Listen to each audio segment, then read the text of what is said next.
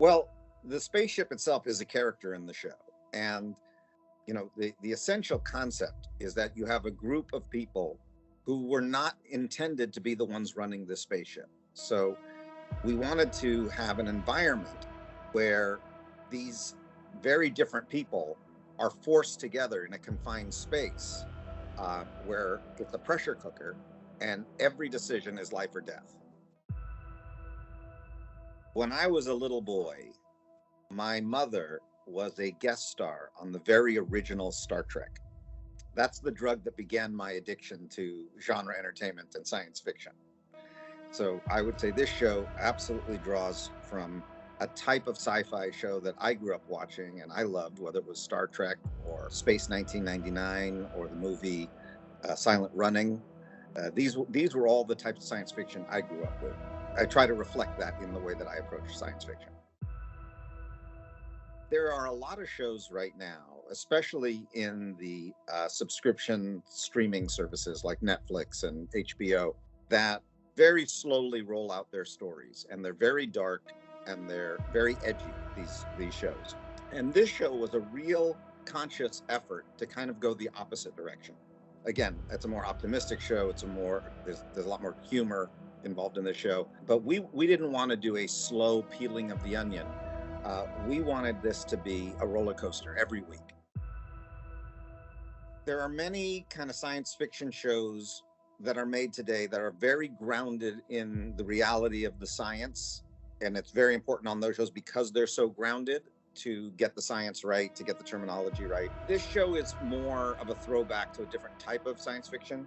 This is much more about the characters, what they're going through, the pressure cooker they're under, and can they become better versions of themselves when every decision they make is a life or death decision.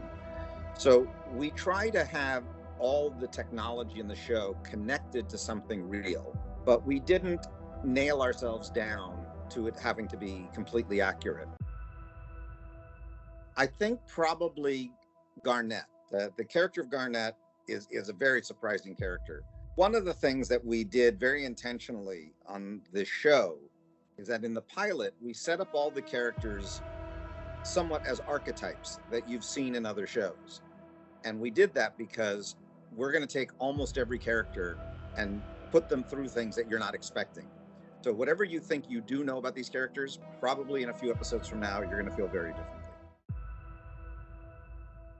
Well, I think probably the most fun was when we actually went to shoot the show, because whenever you're starting a new TV series, there's so many problems and things that have to get solved, whether it's the budget or props or effects or how you're going to shoot it. So it's a very cerebral part.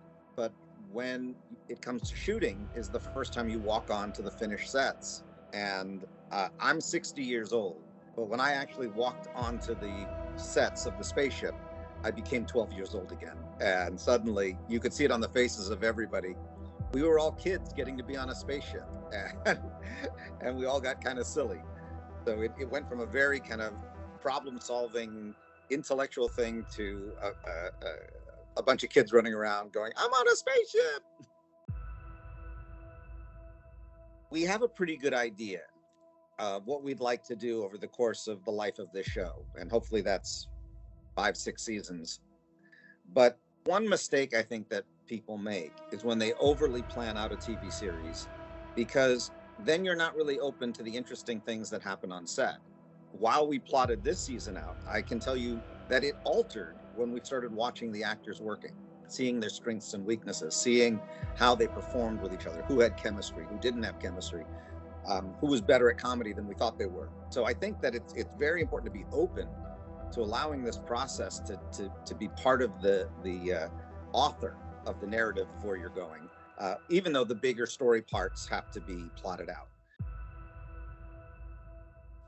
I actually have to give full credit of the title to a man named Michael Wright. A few years ago, I was having lunch with Michael Wright, and he, at the time, he had been the head of TNT when I did the TV series The Librarians and Leverage. And over the course of lunch, we were both talking about a kind of sci-fi show that we both missed, that we both wish we could see.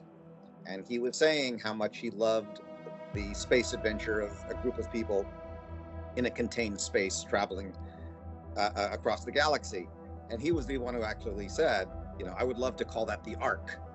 And after that conversation, I was really inspired. And I thought, okay, well, if I was going to finally get to do my spaceship show, what would be my version? What would separate mine from the ones that were done before? You know, it's hard to tell when you're the one making it, but the intention of this show from the very beginning was to be a love letter to the kinds of science fiction shows that both Jonathan and I grew up watching and loving, and to try and recreate the tone, the excitement, the fun of those kinds of shows. As I said, there's many other kinds of shows out there right now, some very intense and dark and edgy shows, but the kind of shows I grew up on, I miss them. And so this show is an attempt to reach back to a different era of science fiction television